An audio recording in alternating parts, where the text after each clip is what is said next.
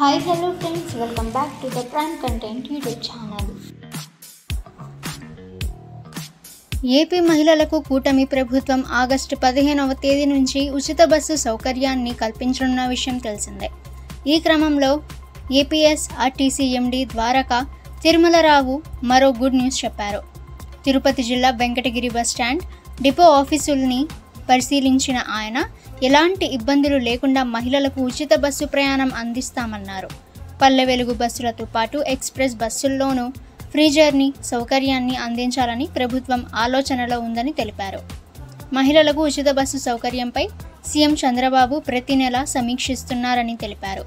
ఉచిత బస్సు పథకం కోసమై ఇప్పటి వరకు 750 ఎలక్ట్రిక్ బస్సులు మంజూరవ్వగా రాష్ట్ర ప్రభుత్వం మరో 600 బస్సులు ఇచ్చేందుకు ప్రయత్నిస్తోందని తెలిపారు. అలాగే అన్ని బస్ స్టాండుల్లోనూ ప్రయాణికులకు కుర్చీలు, ఫ్యాన్లు ఏర్పాటు చేయడంతో పాటు ఇతర సదుపాయాలను కూడా కల్పిస్తామని తెలిపారు. Free bus journey the prime content YouTube ఛానల్ని సబ్స్క్రైబ్ చేసుకోండి. వీడియో నచ్చితే వీడియోని లైక్ చేయండి.